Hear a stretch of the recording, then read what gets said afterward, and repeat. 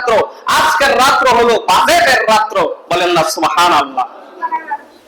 মিয়া গাঙ্গের এপার এপার একটা ব্রিজ হইব, এটার বাজেট হইতে কয়েক বছর লেগে যাবে, ঠিক কিনা বলেন? তো আমি আপনি আল্লাহ তাআলার কাছে কিছু চাইবো, তাহলে বিশেষ রাত্র আল্লাহ দিয়ে দিয়েছেন, ওই বিশেষ রাত্রগুলোতে ইবাদতের মাধ্যমে আমাদের পাইতে হবে, ঠিক কিনা বলেন? আর আমরা তো শবে বরাতের আবার আপনার অনুষ্ঠান বানাই লেছি, শবে বরাতের উৎসব বানাই লেছি, সেই কারণেই তারা আমাদেরকে বেদাতের ফতোয়া দেয়।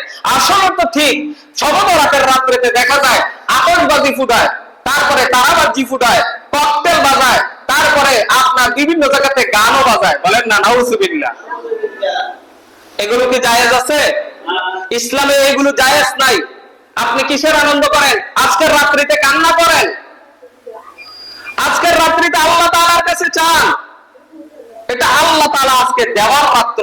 কারণ আল্লাহর হাবিব সাল্লাল্লাহু আলাইহি ওয়াসাল্লাম বলেছেন, ফা ইন্নাল্লাহা তাআলা ইয়ানজিলু ফিহা লিগুরুবিশ শামস, যখন সূর্য অস্ত যায়, মাগরিবের সময় হয়ে যায়, তখন আল্লাহ তাআলা দুনিয়ার প্রথম আসমানেই চলে আসে। বলেন সুবহানাল্লাহ। দেওয়ার জন্য আসে, দেওয়ার জন্য আসে। তবে হ্যাঁ, আরেকটা হাদিসের মধ্যে পড়েছি, আল্লাহর নবী বলেন, আজকের রাত্রিতে অর্থাৎ নিসফ শাবানের রাত্রিতে দুই ব্যক্তির ইবাদত কবুল হবে না, দোয়া কবুল হবে না। দুই ব্যক্তি, কয় ব্যক্তি বলেন? দুই ব্যক্তির দোয়া কবুল হবে না।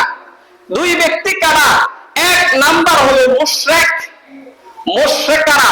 যারা আল্লাহ তাআলার সাথে শিরক করে, যারা আল্লাহ তাআলার সাথে শিরক করে, তাদের দোয়া আজকে কবুল হবে না। দ্বিতীয় নাম্বারের ব্যক্তি হলো, আল্লাহর নবী সাল্লাল্লাহু আলাইহি সাল্লাম বলেন, দ্বিতীয় নাম্বারের ব্যক্তি হলো হিংসুকের দোয়া আজকে আল্লাহ কবুল করবেন না। কার দোয়া বলেন? হিংসুক। আমাদের দেশে হিংসুক আছে না নাই? বলেন হিংসুক আসেনি? আরে বাপরে বাপ, কি বসে বসে হিংসা করে আর চিন্তা করে রে। আরে হ্যাঁ, কেমনে ও বিল্ডিং উঠাইলা, এই কাম করে কেমনে বিল্ডিং উঠাইলা? হ্যাঁ, অন্য আমরা দিয়ে পারি না, এইবারে কি পারে না, এবারে কেমনে বিল্ডিং উঠাইলা? আরে মিয়া, এইবারে বিল্ডিং উঠে তোমার এত হিংসা করে, তুমিও যদি তার মতো কাম শুরু করে দিতা, বিল্ডিং না উঠাইতা, ঘরে বাড়িতে কমপক্ষে বাসুলও কাটতে পারতা, ঠিক কিনা বলেন? আর তুমি যদি ওই মিয়ার মতো পরিশ্রম করো, তাইলে তুমিও বিল্ডিং উঠাইতে পারবা, কি বলেন, ঠিক কিনা? হিংসা করে। আরে হিংসা এই কারণে, আর কত হিংসা আছে, কত ধরনের হিংসা আছে। আরে হ্যাঁ, কেমনে ও আরে অমুকের প্রতি এই কাজ করে নিতেছে, কেমনে? তোমার বিচার তো কইছে কেমনে, তোমার চিন্তা তুমি করো। এই বেড়াটা এই বেড়া করে দেখতেছে, ঠিক কিনা বলো?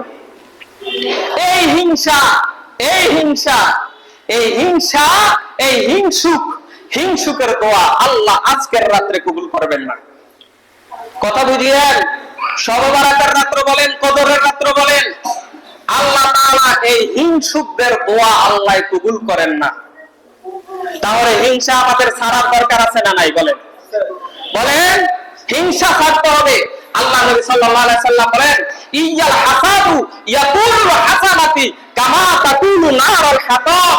আল্লাহর নবী সাল্লাল্লাহু আলাইহি সাল্লাম বলেন, হিংসা মানুষের পিছনের আমলকে এমন ভাবে জ্বালায়া পোড়ায়া ছারখার করে দেয়, যেমনই ভাবে একটা লাকড়ির মধ্যে আগুন ধরাইয়া দিলে ওই লাকড়ি যেইভাবে আগুনে পুড়ে ছারখার হয়ে যায়, তেমনি ভাবে বান্দার ভালো আমলগুলো তার হিংসার কারণে সেইভাবে পুড়ে ছারখার হয়ে যায়। বলেন নাউজুবিল্লাহ। তাহলে সম্মানিত হাজিরিন, আমরা হিংসা মুক্ত আমল করব, রাজি আছি না নাই? কথা বলেন, রাজি আছি না নাই?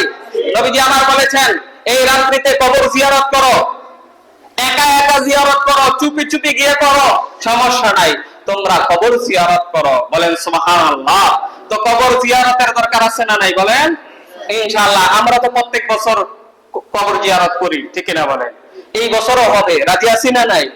সম্মানিত হাজিরিন, পারলে আজকে সারা রাত্র ইবাদত করেন, সারা রাত্র।